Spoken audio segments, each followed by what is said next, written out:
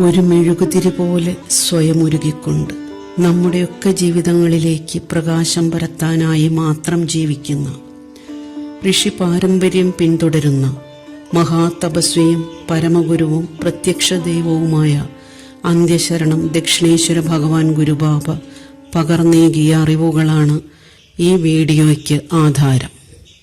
നമുക്കൊരു ജാതകക്കുറിപ്പ് നോക്കാം. അതിലിങ്ങനെ എഴുതിയിട്ടുണ്ടാവും. ഒരു ഉദാഹരണം പറയുകയാണ്. കലിതിനെ കൊല്ലവർഷം 1201 ആണ്ട് ചിങ്ങമാസം 2-ാം തീയതി കുജവാരെ ഭരണി നക്ഷത്രം ദ്വിതീയ പാദേ കൃഷ്ണപക്ഷ ഏകാദശിയിൽ ജനനം. ജാതകക്കുറിപ്പ് നോക്കുന്ന സാമാന്യ ജനം നക്ഷത്രം മാത്രമായിരിക്കും നോക്കുക. ജന്മനക്ഷത്രം എല്ലാവർക്കും അറിയാം. ജന്മതിഥിയും പക്കവും മിക്കവർക്കും അറിയില്ല. പക്ഷവും തിഥിയും ജാതകത്തിൽ ചേർക്കണമെങ്കിൽ അതിനൊരു പ്രാധാന്യം കാണുമല്ലോ. ചന്ദ്രന്റെ വൃദ്ധിക്ഷയങ്ങളെ അടിസ്ഥാനമാക്കിയുള്ള ചാന്ദ്രമാസത്തിലാണ് പക്ഷങ്ങളും തിഥികളും വരിക. എന്താണ് ചാന്ദ്രമാസം? ചന്ദ്രൻ ഭൂമിയെ ഒരു വട്ടം വലം വയ്ക്കാൻ എടുക്കുന്ന 29.5 ദിവസമാണ് ഒരു ചാന്ദ്രമാസം. ഒരു ചാന്ദ്രമാസത്തെ 15 തിഥികൾ വീതമുള്ള 2 പക്ഷങ്ങളായി 2 പക്കങ്ങളായി വിഭജിച്ചിട്ടുണ്ട്. ഈ പക്ഷങ്ങളാണ് ശുക്ലപക്ഷവും കൃഷ്ണപക്ഷവും. അതായത് ഒരു ശുക്ലപക്ഷവും ഒരു കൃഷ്ണപക്ഷവും അടങ്ങി 29.5 ദിവസങ്ങൾ ചേർന്നതാണ് ഒരു ചാന്ദ്രമാസം. 12 ചാന്ദ്രമാസം ചേർന്നാൽ ഒരു വർഷമായി. ഭൂമി സൂര്യനെ വലം വയ്ക്കാൻ എടുക്കുന്ന കാലയളവിനാണല്ലോ ഒരു വർഷം എന്ന് പറയുന്നത്. ക്രിസ്തുവർഷപ്രകാരം ഒരു വർഷത്തിലെ 12 മാസങ്ങൾക്കും ജനുവരി, ഫെബ്രുവരി, മാർച്ച് തുടങ്ങി പ്രത്യേകം പേരുകളുള്ളതുപോലെ മലയാള വർഷമായ കൊല്ലവർഷത്തിലെ മാസങ്ങൾക്ക് ചിങ്ങം, കന്നി, തുലാം എന്ന പ്രത്യേകം പേരുകളുള്ളതുപോലെ ഇന്ത്യയുടെ ദേശീയ കലണ്ടർ പ്രകാരമുള്ള ശകവർഷത്തിലെ ചാന്ദ്രമാസങ്ങൾക്കും പ്രത്യേകം പേരുകളുണ്ട്. ഹിന്ദു പഞ്ചാംഗ പ്രകാരമുള്ള ഈ പേരുകളാണ് പുരാണങ്ങളിൽ പരാമർശിക്കപ്പെടുന്നത്. ചൈത്രം, വൈശാഖം, ജ്യേഷ്ഠം, ആഷാഢം, ശ്രാവണം, ഭാദ്രം, ആശ്വിനം, കാർത്തികം, മാർഗശീർഷം, പൗഷം, മാഘം, ഫാൽഗുനം എന്നിവയാണവ.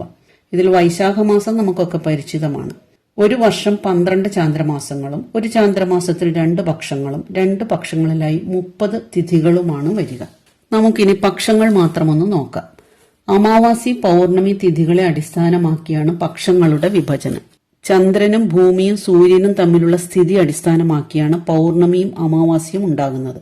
ചന്ദ്രൻ ഭൂമിയെയും ഭൂമി സൂര്യനെയും പ്രദക്ഷിണം ചെയ്യുന്നതിനിടെ ചന്ദ്രൻ സൂര്യനും ഭൂമിക്കും മധ്യത്തിൽ വരുമ്പോൾ സൂര്യന് അഭിമുഖമായ ചന്ദ്രന്റെ പ്രകാശിത ഭാഗം ഭൂമിക്ക് എതിർദിശയിൽ വരുന്നതിനാൽ ഭൂമിയിൽ നിന്ന് നോക്കുമ്പോൾ ചന്ദ്രന്റെ ഇരുണ്ട ഭാഗം മാത്രമേ കാണാൻ കഴിയൂ.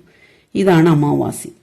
ഭൂമി സൂര്യനും ചന്ദ്രനും മധ്യത്തിൽ വരുമ്പോൾ ചന്ദ്രന്റെ സൂര്യപ്രകാശിത ഭാഗം ഭൂമിക്ക് അഭിമുഖമായി വരുന്നതിനാൽ ഭൂമിയിൽ നിന്ന് നോക്കുമ്പോൾ ചന്ദ്രൻ പൂർണ്ണ രൂപത്തിൽ പ്രകാശിതമായി കാണപ്പെടുന്നതാണ് പൗർണമി. ചാന്ദ്രമാസത്തിലെ 2 പക്ഷങ്ങളാണ് ശുക്ലപക്ഷവും കൃഷ്ണപക്ഷവും എന്ന് പറഞ്ഞല്ലോ. ശുക്ലപക്ഷം പേര് സൂചിപ്പിക്കുന്നത് പോലെ വെളുത്ത പക്ഷമാണ്. ശുക്ലവർണം എന്നാൽ വെളുത്ത നിറം എന്നാണ്. അതായത് അമാവാസിയുടെ പിറ്റേന്ന് മുതൽ പൗർണമി വരെ ചന്ദ്രൻ അഭിവൃദ്ധിപ്പെട്ടുകൊണ്ടേയിരിക്കുന്ന, ചന്ദ്രനിലെ പ്രകാശിത ഭാഗം തെളിഞ്ഞു തെളിഞ്ഞു വരുന്ന പക്ഷമാണ് ശുക്ലപക്ഷം. ശുക്ലാംബരധരം എന്ന് തുടങ്ങുന്ന ശ്ലോകത്തിൽ മഹാവിഷ്ണുവിനെ ശുക്ലാംബരം വെളുത്ത വസ്ത്രം ധരിച്ചവനായി വിശേഷിപ്പിക്കുന്നുണ്ട്. വെളുത്ത വർണ്ണം ശുഭസൂചകമാണല്ലോ. ചന്ദ്രൻ ഇങ്ങനെ തെളിഞ്ഞു വരുന്നതിനാൽ ശുഭകാര്യങ്ങൾക്ക് ശുക്ലപക്ഷമാണ് സ്വീകാര്യം. ശുക്ലപക്ഷത്തിൽ ചെയ്യുന്ന കാര്യങ്ങൾ വിജയിക്കുമെന്നാണ് പറയപ്പെടുന്നത്. വിവാഹം, പുതിയ ബിസിനസ് സംരംഭങ്ങൾ, ഗൃഹപ്രവേശം, ചോറൂണ്, വിദ്യാരംഭം ഇവയൊക്കെ ശുക്ലപക്ഷത്തിലാണ് നടത്താറുള്ളത്. ശുക്ലപക്ഷത്തിന് ദേവപക്ഷമെന്നും പറയും. ദേവതാ പ്രധാനമായതിനാൽ പോസിറ്റിവിറ്റിയുടെ പക്ഷവുമാണിത്. കൃഷ്ണപക്ഷം അഥവാ കറുത്ത പക്ഷം എന്നത് പൗർണമി പിറ്റേന്നു മുതൽ അമാവാസി വരെയാണ്. ഇവിടെയും പേരിൽ തന്നെ സൂചനയുണ്ട്. കൃഷ്ണവർണം എന്നാൽ കറുപ്പ് നിറം. കൃഷ്ണന് കറുപ്പ് വർണ്ണമായിരുന്നല്ലോ. പാഞ്ചാലിക്ക് കൃഷ്ണ എന്ന് പേരുണ്ടായത് കറുപ്പ് നിറമായതിനാൽ അത്രേ. അപ്പോൾ പേര് സൂചിപ്പിക്കുന്നത് പോലെ പൂർണ്ണ പ്രകാശത്തിൽ നിന്ന് മങ്ങി മങ്ങി കറുപ്പ് നിറം ഏറിയേറി വന്ന് പൂർണ്ണമായും ചന്ദ്രൻ ഇരുളുന്ന പക്ഷമാണ് കൃഷ്ണപക്ഷം. ഈ പക്ഷം പിതൃപക്ഷമായതിനാൽ അശാന്തമായ പക്ഷമായും പറയുന്നുണ്ട്. കറുപ്പ് അശുഭ സൂചകവുമാണല്ലോ. ശുഭകാര്യങ്ങൾക്കൊന്നും കൃഷ്ണപക്ഷം എടുക്കാറില്ല. കൃഷ്ണപക്ഷത്തിൽ നടത്തുന്ന കാര്യങ്ങൾക്ക് ചന്ദ്രന്റെ ക്ഷയത്തിനനുസരിച്ചുള്ള അധപ്പതനം വന്നു ചേരുമെന്നാണ് പറയപ്പെടുന്നത്. വിവാഹം, ഗൃഹപ്രവേശം, പുതിയ ബിസിനസ് സംരംഭങ്ങൾ ഇവയ്ക്കൊന്നും കൃഷ്ണപക്ഷം സ്വീകാര്യമല്ല. പിതൃപക്ഷമായ കൃഷ്ണപക്ഷം നെഗറ്റിവിറ്റിയുടെ പക്ഷമായും കരുതപ്പെടുന്നു. പലർക്കും കൃഷ്ണപക്ഷവും ശുക്ലപക്ഷവും തമ്മിൽ മാറിപ്പോകാറുണ്ട്. അമാവാസി മുതൽ കറുത്ത പക്ഷമെന്നും പൗർണമി മുതൽ വെളുത്ത പക്ഷമെന്നും തെറ്റിദ്ധരിക്കുന്നു. തിരിച്ചറിഞ്ഞ് ഓർമ്മിക്കാൻ എളുപ്പവഴി: ചന്ദ്രൻ വെളുത്തുകൊണ്ടേയിരിക്കുന്ന പക്ഷം വെളുത്ത പക്ഷവും ചന്ദ്രൻ കറുത്തുകൊണ്ടേയിരിക്കുന്ന പക്ഷം കറുത്ത പക്ഷമെന്നും മനസ്സിലാക്കേണ്ടതാണ്.